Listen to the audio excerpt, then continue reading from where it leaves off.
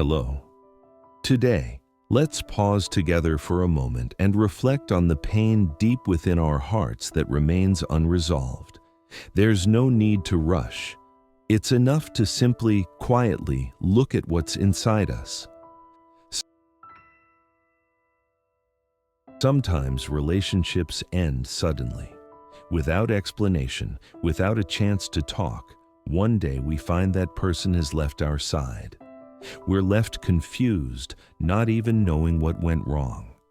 What hurts more are the rumors we hear later, that stories about us were circulating in places we didn't know about. When we discover how that person spoke about us to others, what emotions do we feel?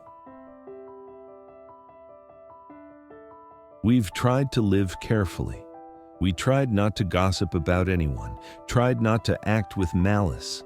But then we learned that someone we trusted had been speaking badly about us behind our back. The relationship ended unilaterally. We weren't given a chance to explain or to have a conversation. Simply, at some point, that person began avoiding us, and we couldn't understand why. The most painful part wasn't the loss itself. It was not knowing why. What did I do wrong? When did things start to go sideways? How does that person remember me now? Questions without answers kept circling in our minds. And so we carry this wound.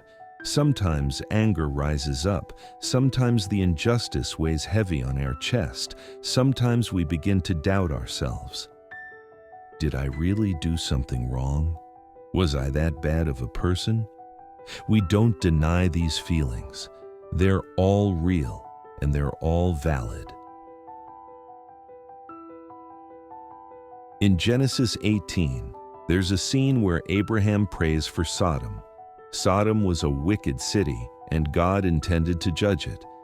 But Abraham carefully approached God and said, "What if there are 50 righteous people? What about 40, 30, 20, 10? Abraham wasn't defending Sodom's sins. He knew what kind of place it was, but he stepped back from the position of judge, and he fully entrusted that position to God. Will not the judge of all the earth do right? Abraham's prayer wasn't about condoning evil. It was a choice. I will not be the final judge. It was a confession. I cannot know everything, so I will leave it to God who knows completely. This choice is available to us as well. Not giving up doesn't necessarily mean maintaining the relationship. Sometimes keeping distance, setting boundaries, even being completely separated can be the way to protect ourselves. Intercessory prayer isn't about making excuses for that person. It's about stepping down from the judge's seat. It's about laying down the burden of constantly determining who's right and who's wrong. We can still be angry. We can still feel wronged, and our wounds may not have healed yet. That's okay. Intercessory prayer doesn't force immediate forgiveness. Rather, it protects our hearts from hardening into resentment and judgment.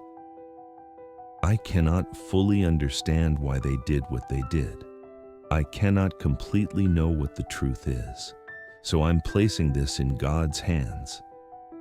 This is a choice for ourselves. It's a choice that frees us from the labor of constantly judging, analyzing, and searching for answers. The relationship may have ended. We may never become close to that person again, but we don't have to live as people who curse them. We can live as people who can say, "Still, God will see." This is the way to protect our hearts from bitter roots. Now let's take a moment to pray together.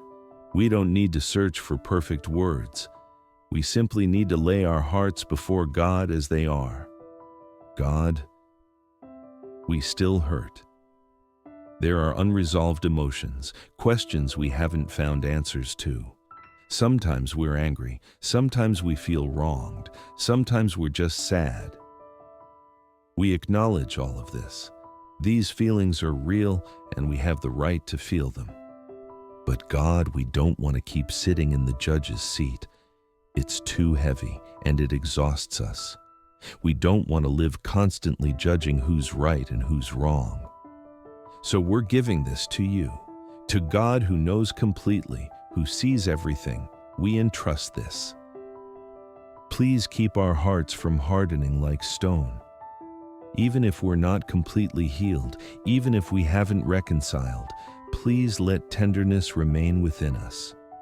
We will walk slowly, without rushing, without pressuring ourselves, believing that you are with us. We'll move forward one step at a time. Amen. I hope this time has been a small rest for you. Healing doesn't come all at once. We're still in the midst of the process, and that's enough. Don't rush. You are precious just as you are right now. You're welcome to return to this quiet place and catch your breath anytime. We're walking this path together. Peace be with you.